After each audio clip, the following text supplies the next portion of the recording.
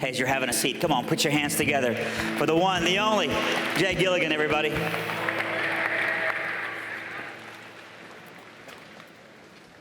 Thanks, man.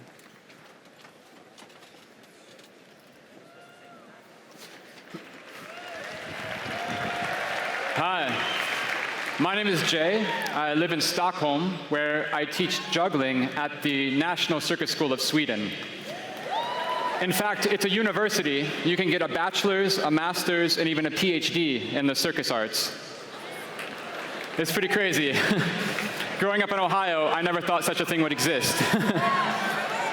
And the focus of what I do there is I work with the tools that we use and how they shape our work. Laying here today on the stage are things that are so innovative in the world of juggling, and yet they look very innocent, I think, but I hope I can explain to you how much they mean to us. So here I'm holding in my hand a normal-sized juggling ring. And I have to say that in my 30 years of juggling, if you count all the hours of practice I put into juggling with only rings, none of the other shapes, you get about 2 years of my life. 2 years of constant practice, day and night, 24 hours a day, of only juggling these rings. And at one point, I had to sit down and ask myself during these 2 years, why? Why is this a normal-sized juggling ring? Because in fact, it is a normal-sized ring. Any ring you'll see is this size. It's 13 inches. And this journey of figuring out why things are how they are has led me to change how I look at juggling for the rest of my life. I discovered that in 1976, a man named Professor Confidence went to Taiwan to produce the world's first commercially available plastic juggling ring. And he was there in the factory in Taiwan. There's a bit of a language barrier. And the owner of the factory says, well, how big should the ring be? And Professor Confidence looks around the office, picks up a circular tin of cookies, puts it on a piece of paper, and draws a circle around it. And that's how big juggling rings are, for no better reason than that. So back in 1976, juggling rings were as big as a box of cookies in Taiwan. But in fact, the box of cookies was not this big. The box of cookies was smaller. So the first rings that Professor Confidence made were actually so small that they didn't fit over your head. And some jugglers thought, well, hey, it would be pretty nice to do a trick where I could put all the rings around my neck. So it wasn't until the second generation of juggling rings that Professor Confidence made that they became the normal size, 13 inches, that you can put on your head and do the trick like I showed you a few moments ago. So about 15 years ago, another company came out with smaller juggling rings, the ones I just showed you. And when these came out, I have to tell you, I was quite surprised and honestly a little bit angry. First of all, I was surprised because they're completely random. They're too small and too light to control very well. They don't juggle very well. It's not so fun to catch them. They move a lot in the air. There's not a lot of inertia after I throw the ring. And so I was a little bit angry because some company had invested time, effort, and energy to make these new, smaller rings for what I thought could be no apparent reason. I mean, unless I was missing something, that there was a gap in the market for really tiny, small, child ring juggling prodigies. You know, that's where the money's at. So they really filled that niche, you know, and cashed it out. It made no sense. So I made it my mission to justify this ring's existence. And I thought, I'm going to make juggling tricks that can only be done with this smaller size ring and not with the normal size ring. In fact, it turns out there's a lot of tricks you can do with the smaller rings that weren't possible before. For example, there's a really nice trick with 6 balls where you juggle the 6 balls as if they were 3 balls. You're throwing 2 balls at a time. So before, if I should do, thank you, if I should do that same trick with the normal size rings, I can throw 2 rings from the same hand, no problem, in the same way I was throwing 2 balls from the same hand. And you can see I can catch them. But when I catch them, they come down at the exact same time, it means that if I want to catch them now, I have to use both hands. So if I should catch them using only one hand, you can see my one hand would have to be in two different places at the same time, which, as far as I know, is not possible yet. But with this invention of the smaller size juggling ring, along with the larger size juggling ring that the same company made, it means now I can juggle that 6-ball pattern using 6 rings instead. And it looks quite different, but I think it also looks really nice. So this is a trick that wasn't possible until about 15 years ago.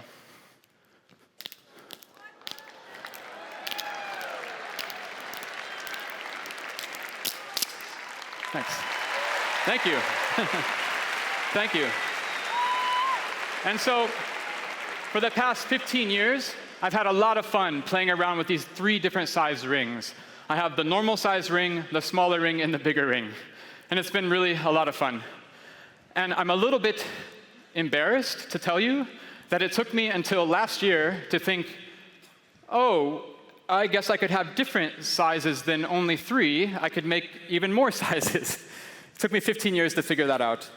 So I went to Japan, and I had some juggling rings made by the best juggling manufacturer on the planet, and he made me these rings in 5 different sizes. And again, the challenge is, how can I juggle these 5 different size rings in a way that is only unique to them, that doesn't use the 3 different sizes? So I'd like to show you right now a really nice 5 different sized ring trick. Thank you, yes. So you'll notice that already this trick is quite different looking than the one I just did before with the orange rings. And it makes it very unique.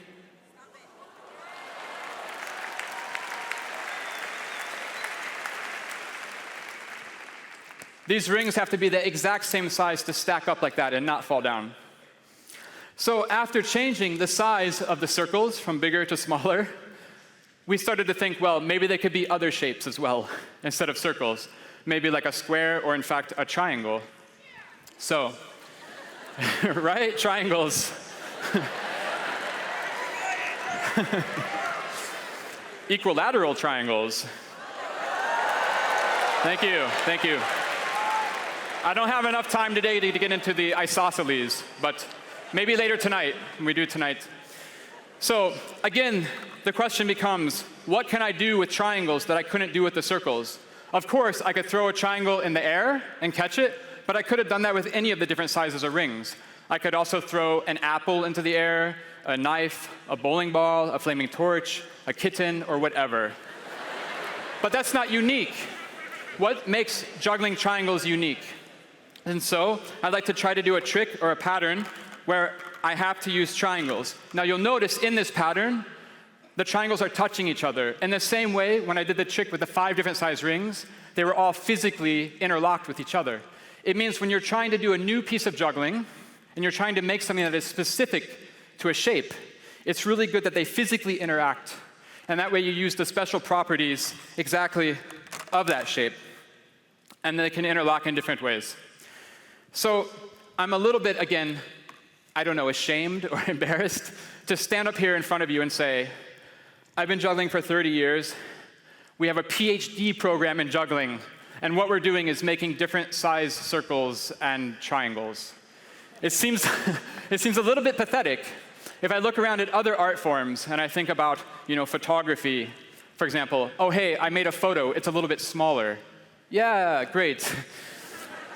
But this is because up until about 6 months ago, everybody thought that juggling was 4,000 years old.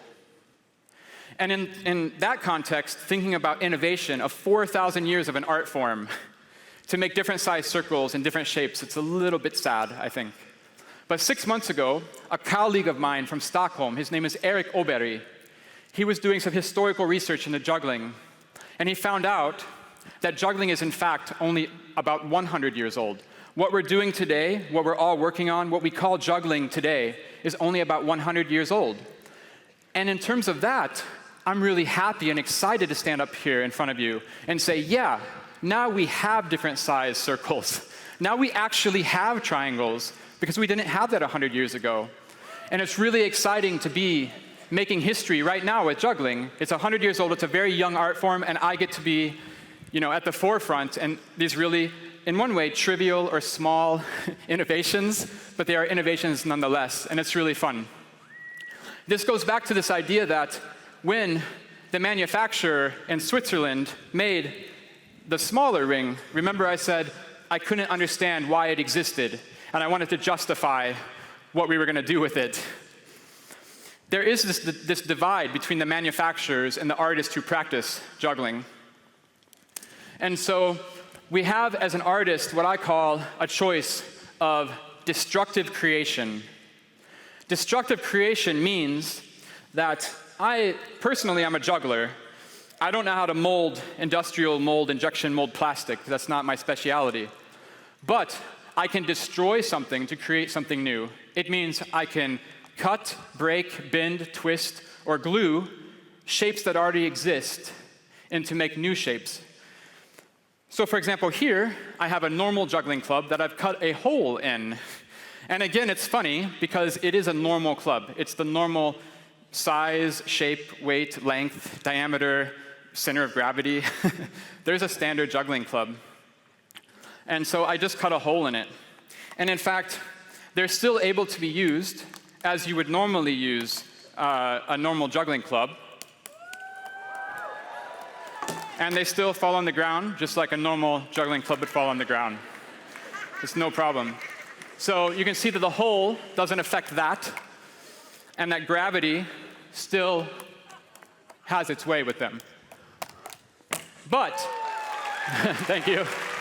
But because of this hole, I can suddenly do new shapes, new patterns, and new figures that were never possible before and have never been seen before in the world of juggling. And this is one of my favorite ones, if this works. Otherwise, it's one of my least favorite ones. No, stop.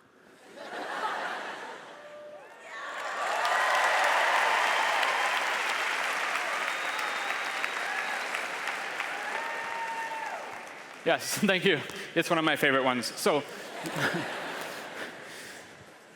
we are stuck. There's no discourse, there's no dialogue between the people who are making these objects and the people who are using them. And now I'd like to show you a trick that literally nobody has seen in the world. In fact, honestly, I didn't even practice this because I wanted you to be the first people ever to see it. It means,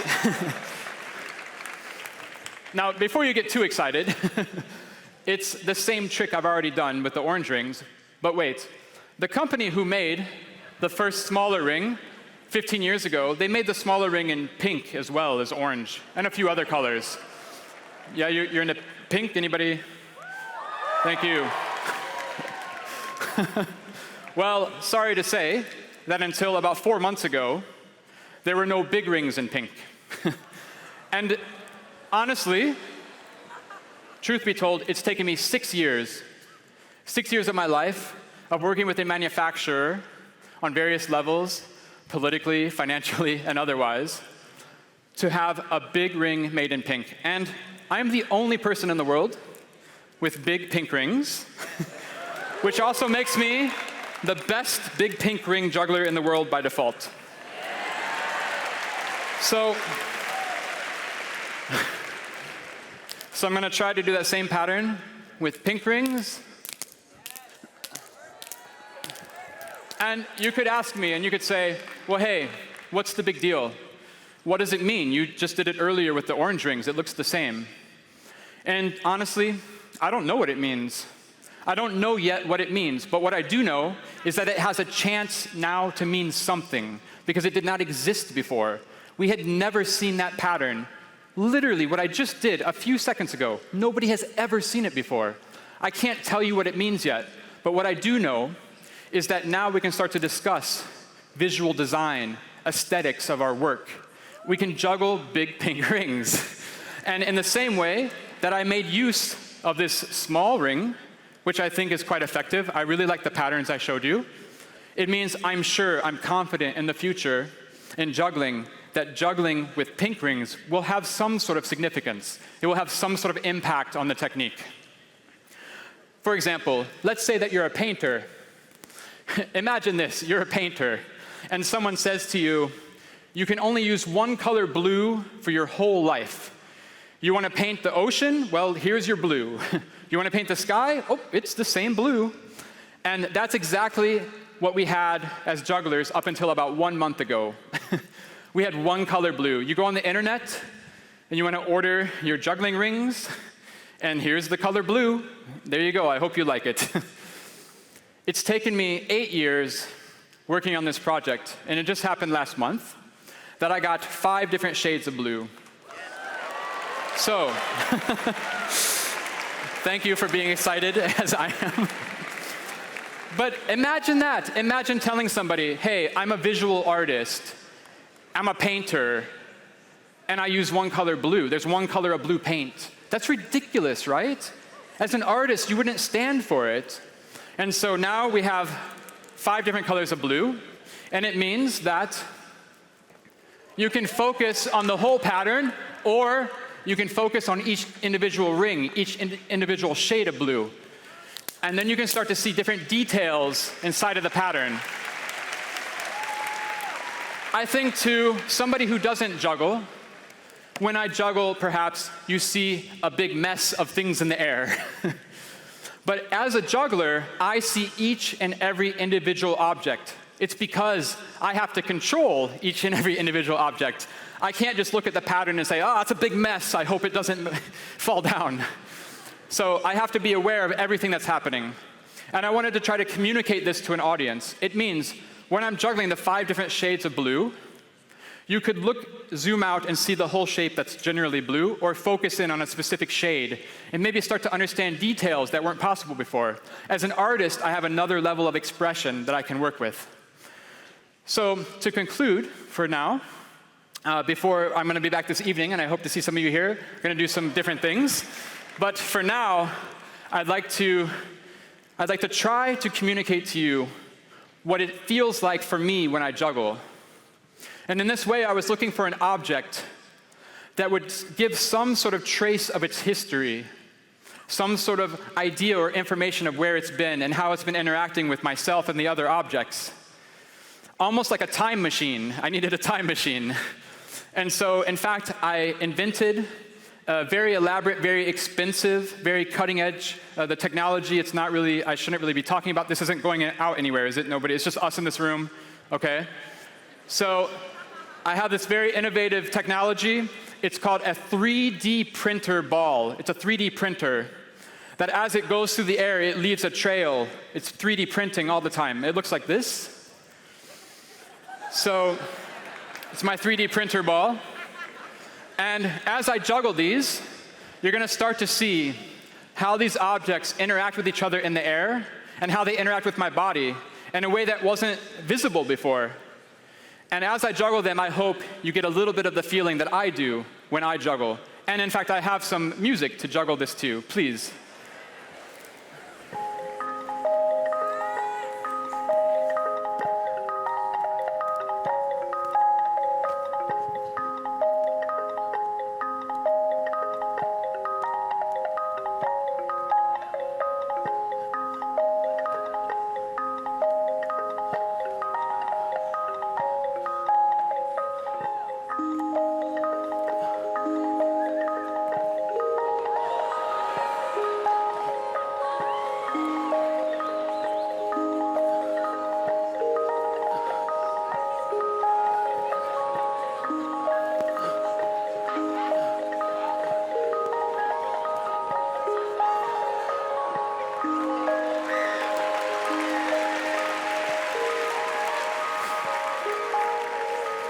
Thank you so much. I'll see you later tonight.